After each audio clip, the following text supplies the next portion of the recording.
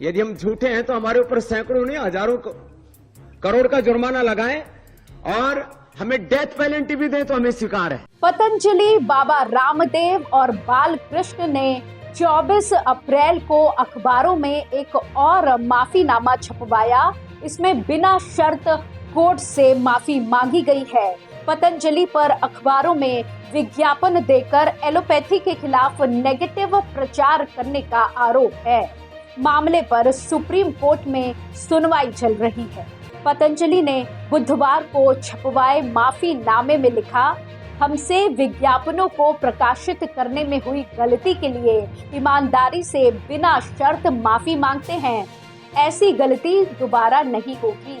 हम सावधानी के साथ सुप्रीम कोर्ट के निर्देशों का पालन करने का वचन देते हैं।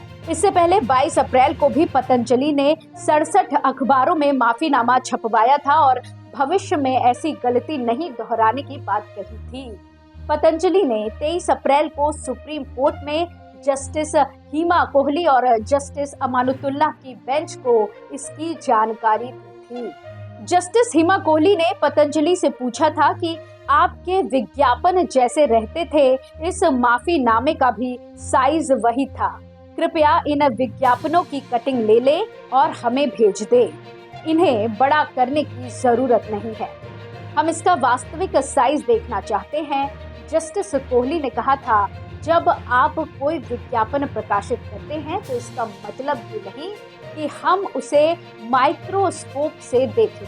सिर्फ पन्ने पर ना हो, पढ़ा भी जाना चाहिए। पतंजलि, बाबा रामदेव और बालकृष्ण अगले 2 दिन में ऑन रिकॉर्ड माफीनामा जारी करें जिसमें लिखा हो कि उन्होंने गलती की। मामले की अगली सुनवाई 30 अप्रैल को होगी। बाबा रामदेव की तरफ से 2 अप्रैल को जस्टिस हिमा कोहली और जस्टिस अमानुतुल्लाह की बेंच में माफीनामा दिया गया था। बेंच ने पतंजलि को फटकार लगाते हुए कहा था कि ये माफीनामा सिर्फ खाना पूर्ति के लिए है। आपके अंदर माफी का भाव नहीं दिख रहा है। इसके बाद कोर्ट ने 10 अप्रैल को सुनवाई की तारीख तय की थी। 10 अप्रैल की सुनवाई से ठीक एक दिन पहले बाबा रामदेव और पतंजलि आयुर्वेद के मैनेजिंग डायरेक्टर आचार्य बालकृष्ण ने नया एफिडेविट फाइल किया। इसमें पतंजलि ने बिना शर्त माफी मांगते हुए कहा कि इस गलती पर उन्हें खेद है और ऐसा दोबारा नहीं होगा। Supreme court Indian medical association की ओर से 17 अगस्त 2022 को दायर की गई याचिका पर सुनवाई कर रही है। इसमें कहा गया है कि पतंजलि ने कोविड वैक्सीनेशन और एलोपैथी के खिलाफ नेगेटिव प्रचार किया। वहीं खुद की आयुर्वेदिक दवाओं से कुछ बीमारियों के इलाज का झूठा दावा किया। वहीं सुप्रीम कोर्ट ने कहा, drug and magic remedy act को लागू करने पर बारीकी से विचार किए जाने की जरूरत है।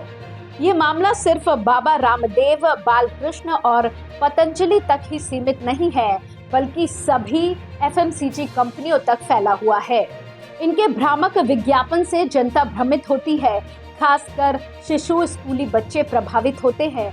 बुजुर्ग इन भ्रमित विज्ञापनों को देखकर दवाइयां लेते हैं। जनता को धोखे में नहीं रखने दिया जा सकता। ऐसी ही और खबरों के लिए आप जुड़े रहिए एयर न्यूज के साथ। धन्यवाद।